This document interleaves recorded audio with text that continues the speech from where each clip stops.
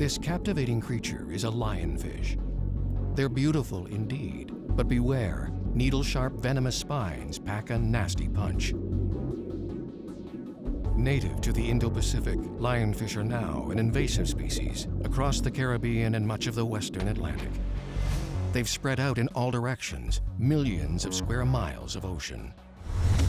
Efficient predators and prolific breeders, they wipe out native species at an alarming rate. In Mexico, Florida, and the Caribbean, suppression efforts are barely making a dent in their rapidly increasing numbers. Lionfish have now made their way to Central and South America. In Florida, teams of scuba divers compete in lionfish derbies to see who can spear or capture the most lionfish in a single day. And people certainly love to hunt. I'm here to kill lionfish, gladly. Kill them all and let God sort them out, because they're evil and I hate them. Wily entrepreneurs are racing to invent new and more lethal weapons to kill lionfish.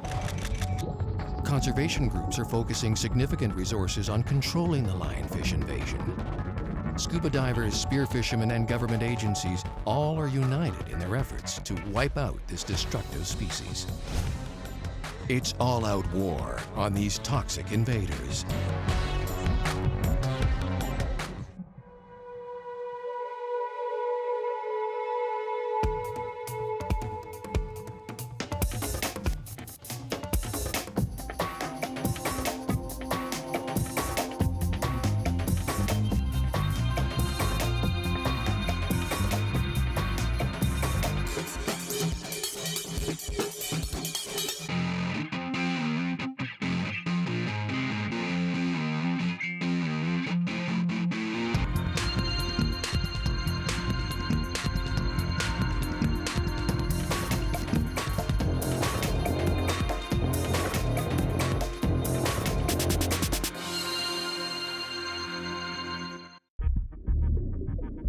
No invasive species colonizes such a wide geographic area or variety of habitats as lionfish.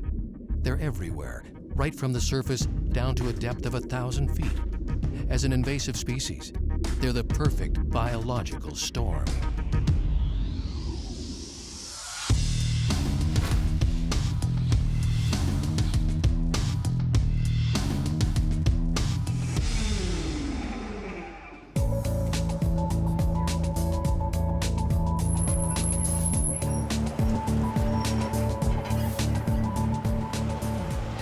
Not many people know what a lionfish is or why they're a threat, but they should. Do you know what a lionfish is? No, I don't. What is it?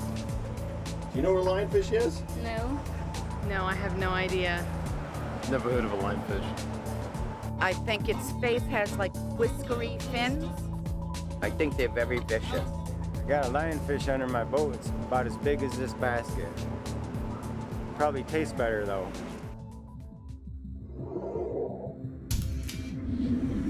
Nearly 3,000 square miles in size, the Florida Keys National Marine Sanctuary stretches from South Miami to the dry Tortugas. Within its boundaries lie extensive coral reefs. The third largest barrier reef on the planet, 6,000 species of marine life call it home. The list of environmental challenges facing the sanctuary is daunting, but never before has it encountered a threat as potentially destructive as lionfish. For the most part, the early reports were isolated to South Florida, and they were pretty few and far between until about 2000. And in 2000, we began to see reports coming from the east coast of the US as far north as North Carolina and out to Bermuda. And around then, people started saying, wait a second, this isn't just one or two fish anymore. Something's going on, and we're seeing increases in distribution and increases in abundance of lionfish. And that's when we really started looking into what this might mean for the region. Captain Gary Mace owns and operates Conch Republic Divers. The lionfish invasion has given many in this business cause for concern. Hey, Jim. Hey, Gary. Good to see you, buddy. Gary is joined by underwater cameraman Jim Cosmic. Both divers know firsthand just how painful a lionfish encounter can be. Gary and Jim have both been stung. I didn't really feel much at first, just a sharp, a spike. But about 3 hours later, it just came on like gangbusters. Very strong, pulsing nerve pain. Very painful and constant throbbing in your arm. And it really hurt for about 3 days, and I only hit a small one. To gain a better understanding of the lionfish invasion, marine biologist Dr. James Wood joined the dive team. Hey, James, how you doing? Pretty good, pretty Good. Welcome to the Keys. Ready to hunt some lionfish now? I am. Okay, well, we got them waiting for you. All right, let's go. All right, come on. So the reefs out here, they're my livelihood. I come out here and I never see as many fish as I do right here on the Florida Keys. And that's what brings a lot of people down. These lionfish are eating the little babies, the juvenile fish, if you will. It's going to devastate the reef. When it devastates the reef, kills the fish, kills my livelihood, it's very important for us to find and destroy these lionfish.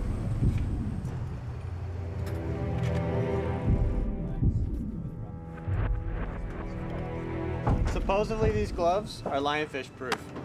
I hope.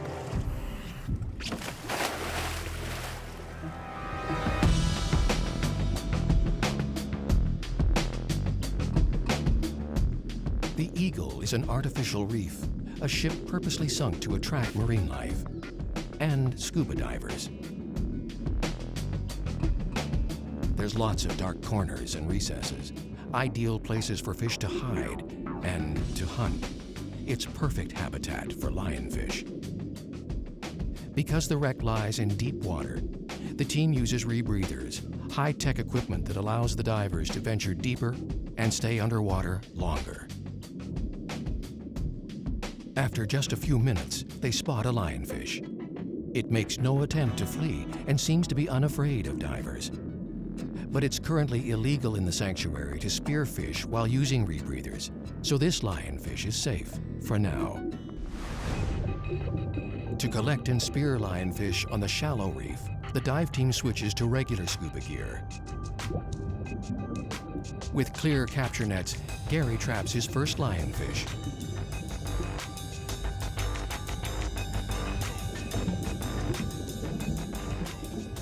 But not all lionfish are so easy to catch.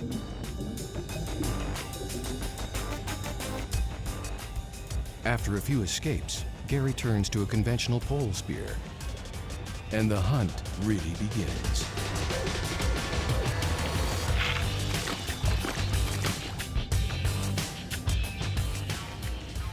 Considering their environmental impact, every lionfish removed from the reef is a small victory.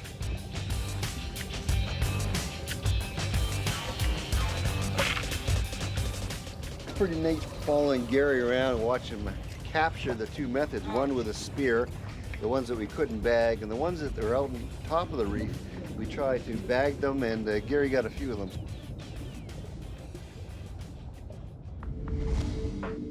I'm a marine biologist and I've been on assignment all over the world, but these are my local reefs. This is where I grew up, and as a kid we didn't see lionfish. Now they're in a lot of different areas, and it's really disturbing to see them and see how many of them there are out there.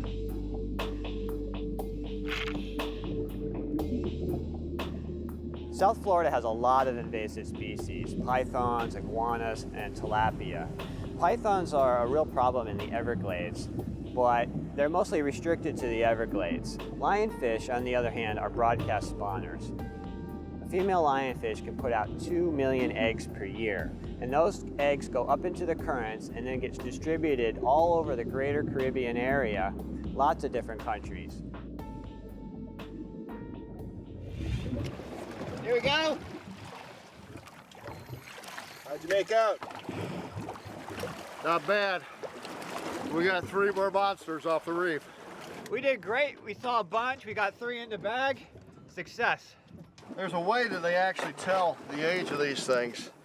There's some bone inside them. It's like it's like a tree.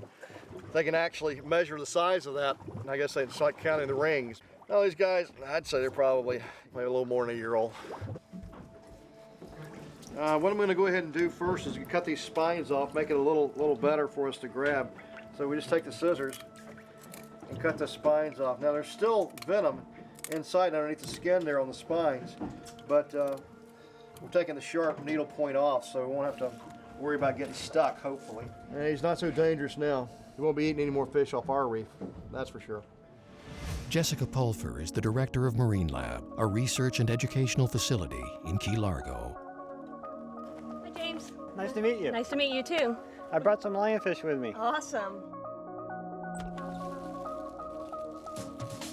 Ooh, nice fish. Thank you. First thing we can take a look at is this mouth. I love that his mouth is kind of open. That's one way that they are such good predators, is by simply opening up that mouth, and then whatever's nearby just gets sucked right in. This is the business end of the fish. This is where their defense mechanism comes on. We can pull open this dorsal spine that they have, or this dorsal fin that they have on top. Looks like a needle. It is pretty much a needle, like a hypodermic needle. The only place that you can get the venom is right at the tip of that needle. So if I were to just stick my finger right there, I'd probably get a little venom in. So if you were to eat one of these as a predator, you'd probably get a spine or 3 in you. Be a nasty case of indigestion. We should call these punk rock fish. And we caught this little guy with a tropical fish net. He's cute. Even that little guy packs a mean punch. Oh yeah, look at those spines. Thanks, Jessica, for letting us use Marine Lab. It's been fun, I've learned a lot, and I hope to see you at the Derby.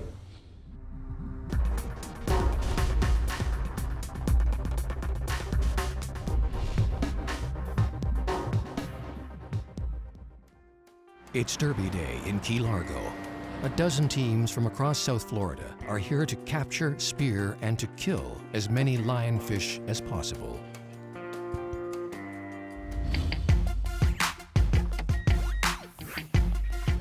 Where are they at?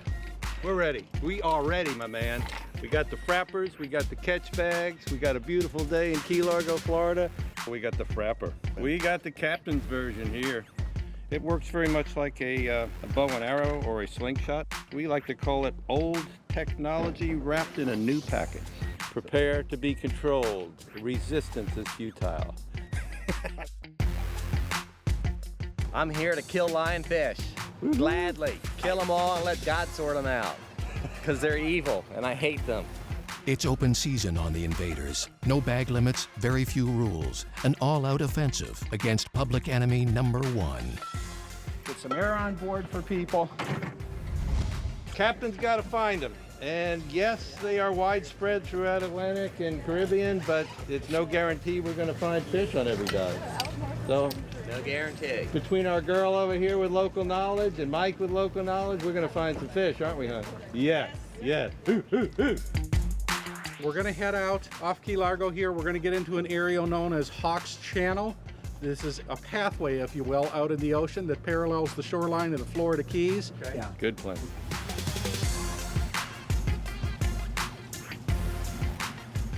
Bob Hickerson is one of a handful of entrepreneurs developing new weapons to handle and to kill lionfish. It's a booming business. After a brief run out to sea from the marina, Team Frapper is ready to rumble. All teams must be back to shore with their lionfish catches by 5 p.m. There's no time to waste.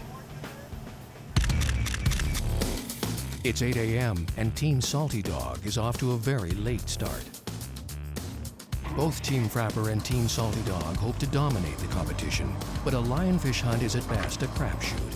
You never know where they are or if they've been fished out. The number of lionfish we get is partly luck, as well as our own skill in underwater and finding them. We might end up at the end of the day with 3 lionfish, or we might end up with 300. I think that's an interesting thing. This one piece will make 52 layers. Watch on mobile devices or the big screen. All for free. No subscription required.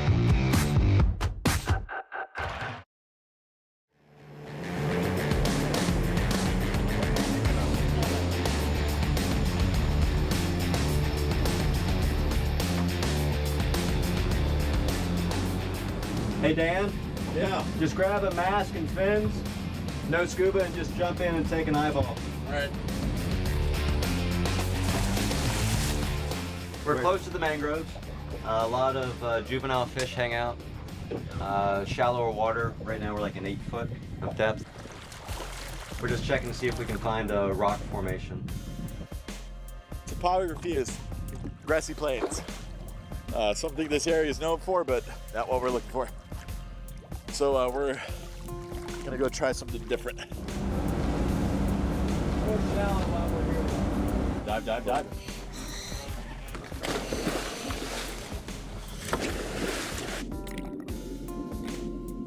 We just jumped in at about 15 feet to see if we could find any rock formations where the lionfish may be hiding, but the visibility is pretty poor, and all we saw was grasslands, so we're gonna head out to some bluer water and our hunt for the lionfish.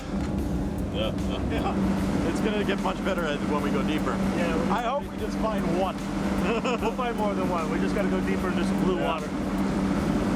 We got a wall dive. We're on top of the wall right now, about 40, 45 feet, and the wall slides down to about 90 to 100 feet to the sand.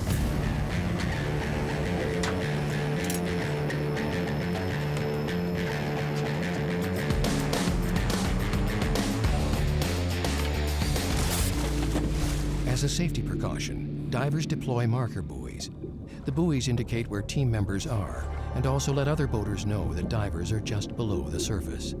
Lionfish love structure, whether it's shallow structure, deep structure, doesn't matter. Artificial reefs are great, whether it's wrecks, pipes, etc.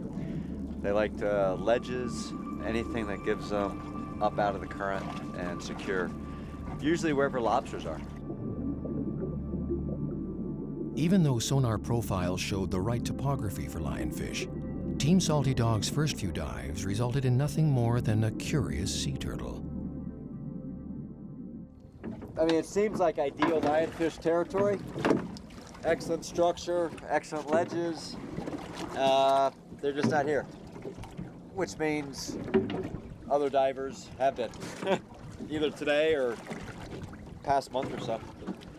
Please remember that all of the waters of the Florida Keys are a national marine sanctuary, including where we are now. I would start out in the 18, 20 foot where the sand is and move over to the ledge and then just work the ledges.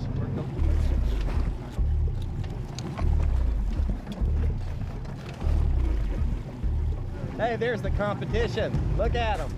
Ah, they don't know what they're doing.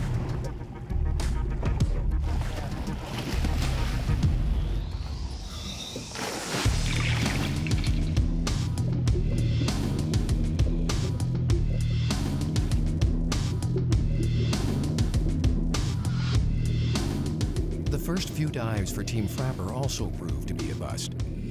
The reefs they scoured didn't hold any lionfish. Where was the so-called lionfish invasion? Guy, I got skunked. Yeah, I didn't see a one. All right. I'm gonna lose my name as spotter. You don't have lionfish, you can't come back on the boat. You got to go back and get some.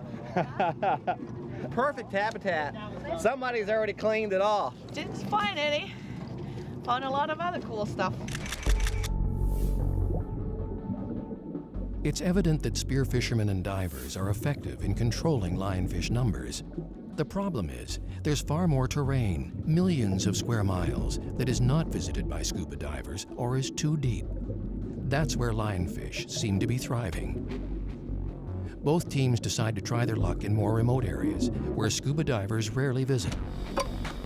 And they weren't disappointed.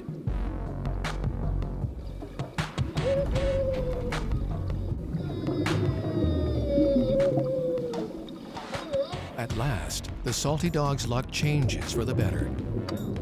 They finally discover some lionfish.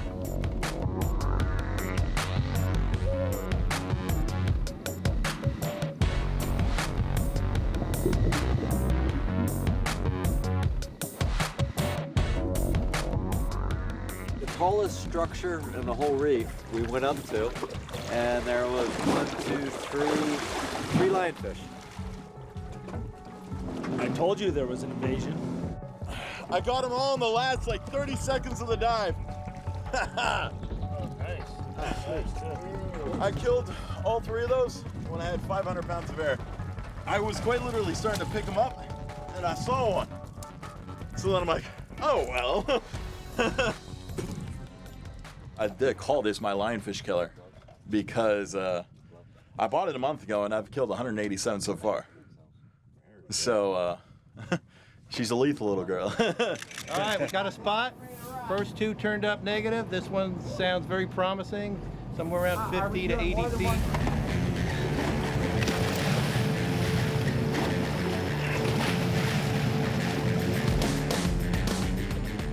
Immediately upon entry, Bob Hickerson spots the first of several lionfish, a proverbial fish in a barrel.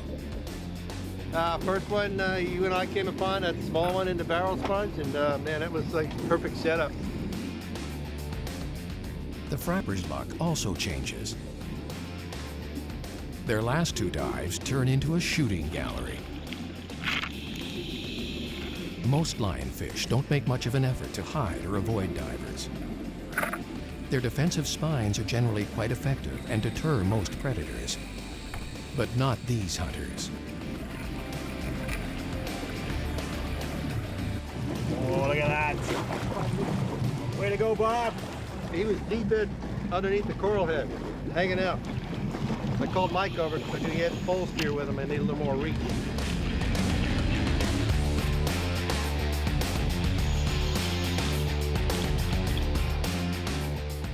Lionfish on this remote reef were sitting ducks for Team Frapper.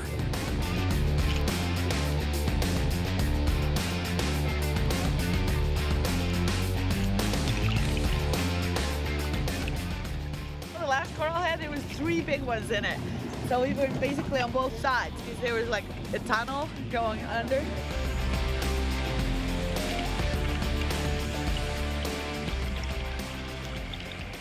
Well, how'd you do? We did well.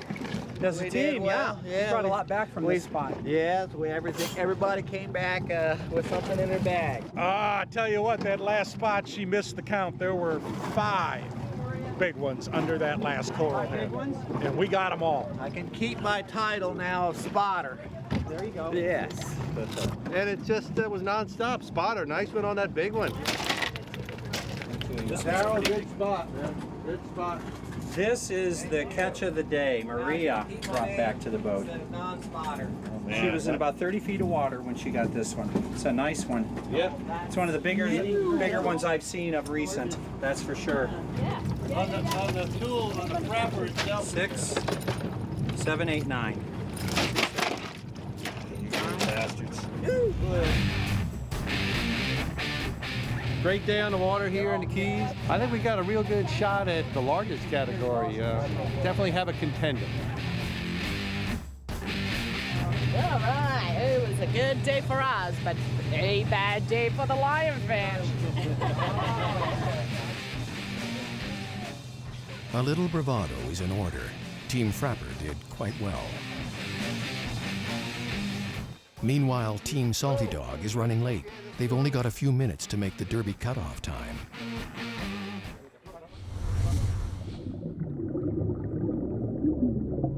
This is video footage of the first confirmed lionfish in the Florida Keys.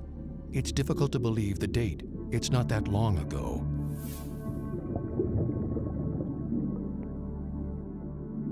With cameras in tow, Lad Akins of the Reef Environmental Education Foundation did the honors. It was the first recorded lionfish capture in a full-scale invasion of the Florida Keys.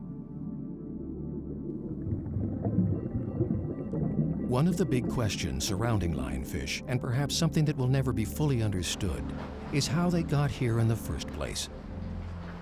Forrest Young of Dynasty Marine explains.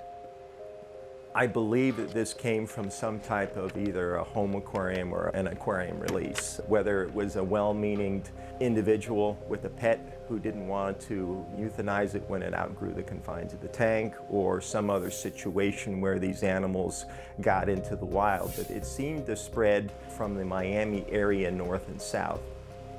We've caught a lot of lionfish over the years. It started off as just a tiny trickle of one here and one there. I mean, it was actually almost a year before I saw my first lionfish after they had been reported here, and now they're everywhere.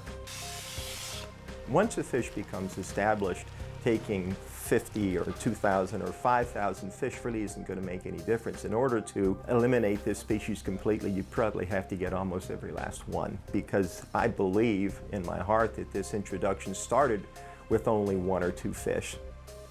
It remains to be seen how big of a real problem this is going to be over the course of the next decade or 2.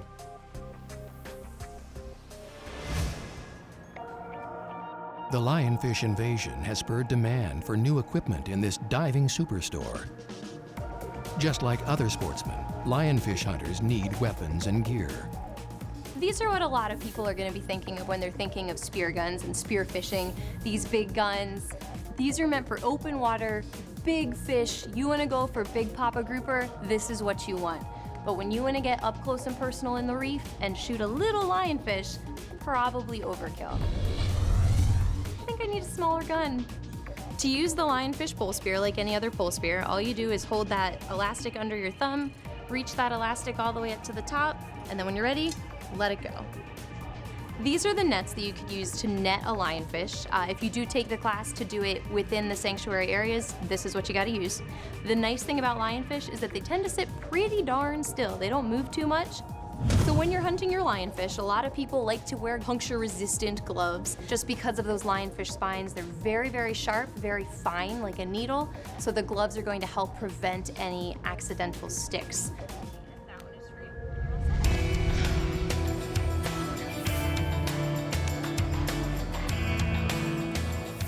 Team Frapper is the first team back to shore with their catch.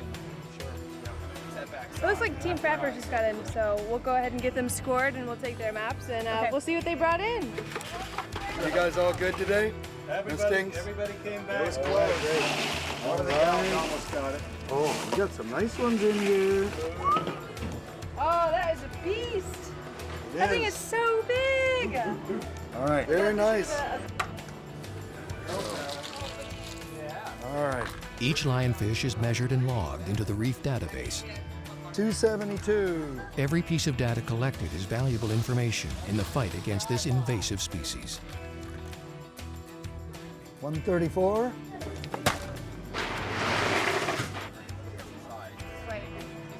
You're in the lead on all categories. Not too close. Little fishy breath. That's a nice fish. All right, now one more. Me looking mean. So we're here in our 3rd year of lionfish derbies in the Florida Keys, and it's great to see so many of the same familiar faces who are out there having a great day on the water capturing lionfish. These derbies are a fantastic outreach tool. They enable us to spread the word to people who are both familiar and unfamiliar with lionfish, to bring them together where they can socialize, have fun watching the lionfish be counted, but also get to taste and sample lionfish, because the lionfish that are caught here today are actually cooked up and served. They taste fantastic. Very, very light, flaky white fish, similar to hogfish. Big, beautiful fillet. One of the new categories in this year's derby is the smallest fish caught, and this one is tiny. Oh my goodness. That's one of the smallest I've seen. Wow. I want to see here. Oh, nice. I'm going to say 43. I get a confirmation. That's the smallest in any of the Key Largo derbies so far. It was a really good day out on the water. We did about 6 dives and we got about 100 fish. Whoa. Oh, yeah. There's definitely a lot less lionfish now that we went through there. Oh man, we killed it. We did pretty good. We did really good. We did really good. We're confident about our results. We had a great time out there. The weather was fantastic.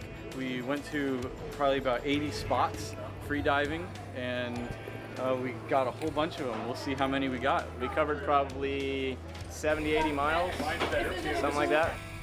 So the technique, we were free diving and using nets. We use these tiny little nets. They're maybe like 8 inches by 8 inches square. So they're really fast to go through the water. We scouted hundreds of spots and we had identified the top ones that we were gonna go to. So we would drop in 2 free divers and they would go down with the nets. The boat would circle around and we would go down and catch them 1, 2 at a time sometimes, throw them into the boat. A new net is coming right back into the water for us to go down and do our next dive. Not all the divers manage to avoid getting stung by a lionfish. It's like getting your hand slammed in a car door. Getting your hand slammed in a car door while it's on fire. I almost cried. As results pour in, a clearer picture of the day's catch emerges. A lot of lionfish were removed from the reef.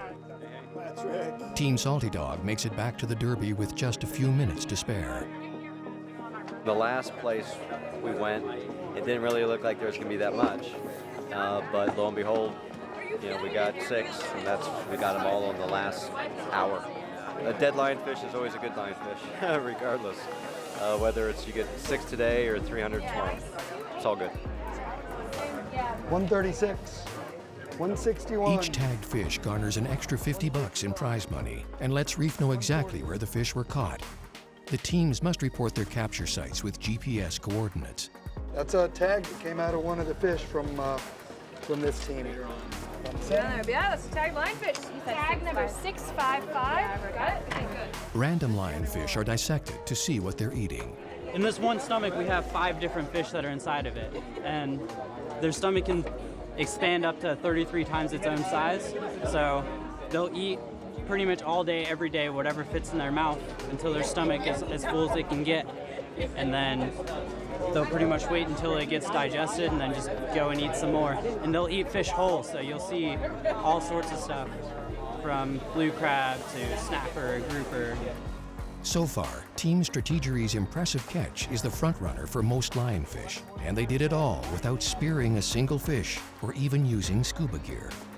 We knew that the sizes would increase and we knew the numbers would increase, but it's still surprising every time those tallies come in, and you realize that in an individual day, 2 free divers can bring in over 200 lionfish. The total number of fish for this year's Derby, 461 lionfish. Good job, everybody. Second place in the largest category, 378 millimeters, to a team that's been in every Florida Derby since they started, Team Proper. Good job. Hey. Good job. You're welcome. In first place, with the new record for the Upper Keys Derby, Team Strategery, 233 fish. There you go, good job. Nicely done, Alicia. Great, way to go, guys. $1,000 first place prize. And keep up the good work year round. The Derby is more than just about removing lionfish, and it's a great tool to get people more aware of this issue and realize that lionfish is a problem, we need to do something about it, but also invasive species in general are bad, and we need to work on preventing this from happening again. There's only one way to find out how effective derbies are in suppressing lionfish numbers. Head out to the reef and survey the lionfish that remain.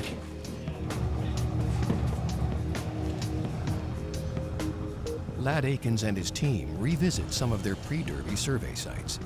We're gonna hop in, gonna spread out, survey the reef, find out how many lionfish are here and get the sizes of each of those fish. Okay.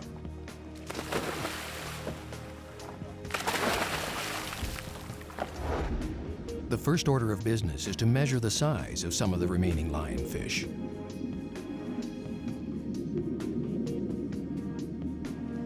Every third or fourth rock coral head down there is maybe 100 or 200 each of them. I can't believe how many are in shallow water here. It's amazing.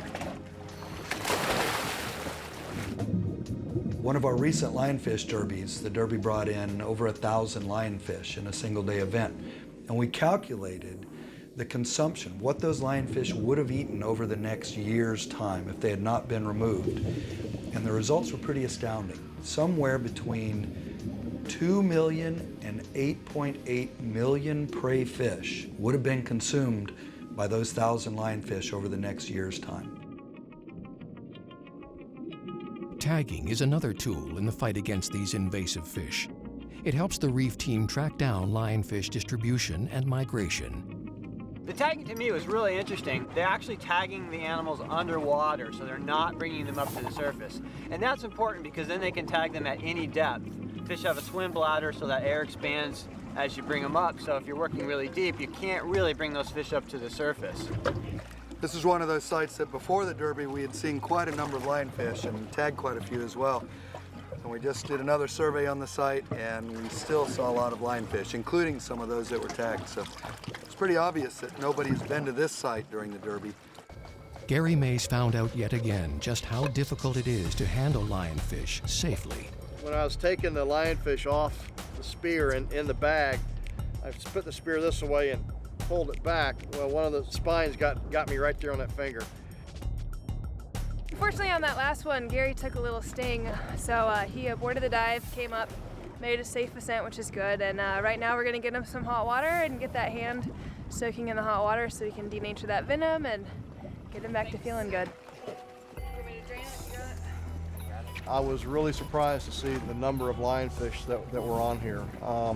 It just shows how they're taking over the Keys, and we need to really get out there and start doing some more work and dive some of these lesser dove sites to get them off the reef. Because one thing I noticed down there was a lot of lionfish.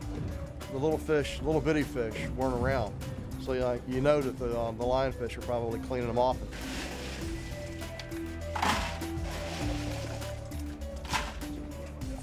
Even though we're trying to address this lionfish invasion, we really don't have anything against the fish. So we try to put them down humanely, and immersion in an ice water bath like this is one of the most humane ways we can euthanize these fish. So their bodies are just going to slowly shut down in this very cold temperature, and they'll expire without going through too much undue stress. Lionfish are having a dramatic impact on the Florida Keys, but they're still in the early stages of their invasion. In the Bahamas, they are very well established. Lionfish impacts there are profound. Stephanie Green from Simon Fraser University in Vancouver had a recent study that showed in a 2-year period in the Bahamas, predation of lionfish decreased the native marine life population by an average of 65%, with some sites showing as high as a 95% decline in just 2 years. So we're realizing now that the impacts lionfish are going to have may be very, very severe.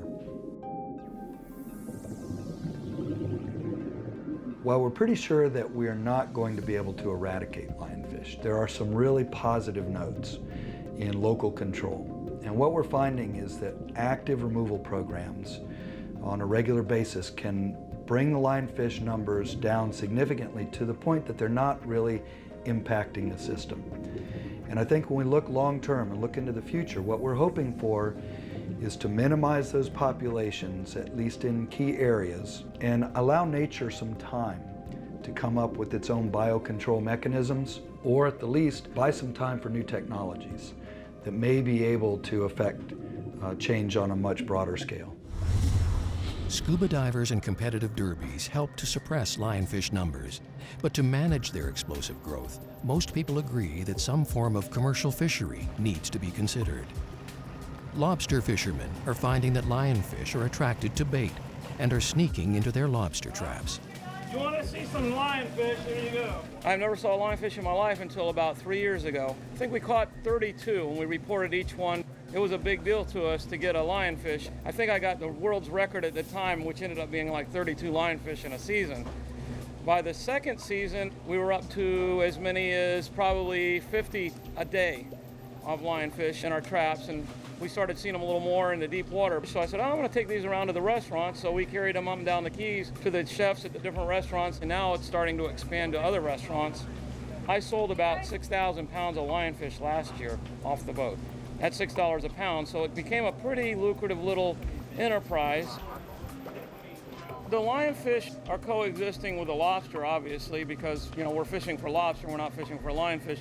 At least we're able to market these lionfish. There must be just a million of them, because I'm fishing my traps from 100 feet of water out to 300 feet of water.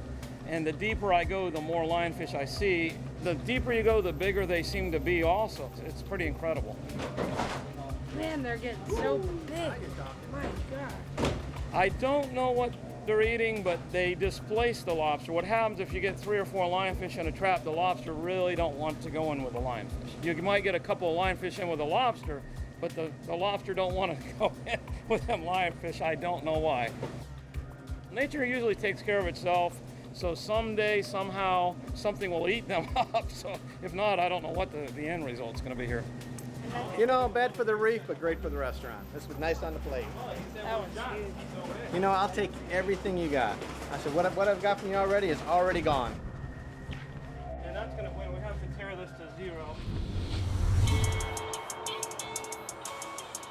Ted Drever owns and operates the Conch House, a popular Key Largo seafood restaurant. He discovered that lionfish were a tasty alternative to heavily stressed species such as snapper and grouper. Here we are, dear. Lionfish taco. Thank you. Demand is brisk, but initially it was difficult to convince customers to eat them since many people thought they were poisonous.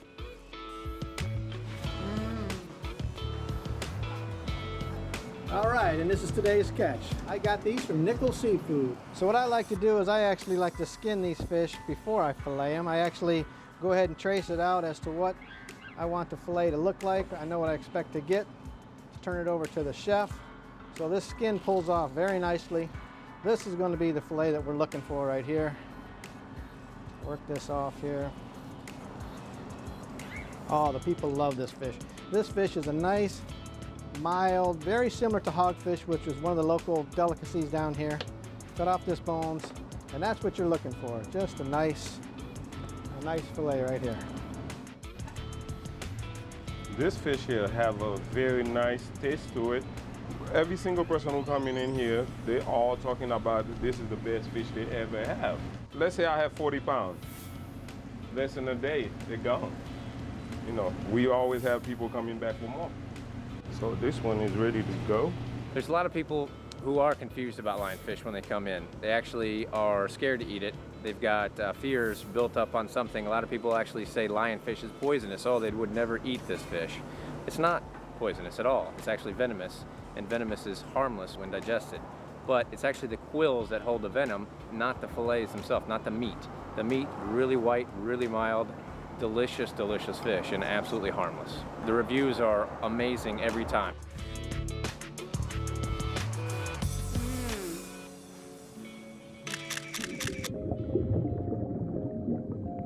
If there's a silver lining to this lionfish issue and a weakness in lionfish themselves, it's that they taste great. And they are commonly eaten in their native range, they're just not encountered very frequently. So capitalizing on that, we realized that getting lionfish into the market provides incentive for fishermen to go out and remove the fish. While it's generally agreed the lionfish invasion is grave news for the region, some people see it as an opportunity. What people have failed to see is how this is really impacting scuba, because it's not all negative. This has really put a focus on scuba and on scuba divers in a way I haven't seen in a while. Rather than us being always taught not to hurt the environment, not to touch the coral, not to touch this, they're asking us to go out and kill these fish. They're actually asking us to go and slay stuff. And environmentalists never ask you to kill stuff. They never want you to touch anything. They want you to always keep it, but we get to kill it. We get to eat it. And there's no limits. There's nothing that stops us from whatever we need to do to get rid of these critters. Now, will that make an impact? Probably not. Lionfish are here to stay. We've never said that we hope to eradicate them because basically the ocean currents are like a conveyor belt that's just going to continue to bring them. I tell people that lionfish are part of the Florida Keys story. Lionfish really are a beautiful, wonderful, ornate fish in their native range. But here in the wider Caribbean, they don't belong, and they're causing very severe problems. And this is a problem we know that we started, it's introduced by man, and it's really going to be up to us to address this.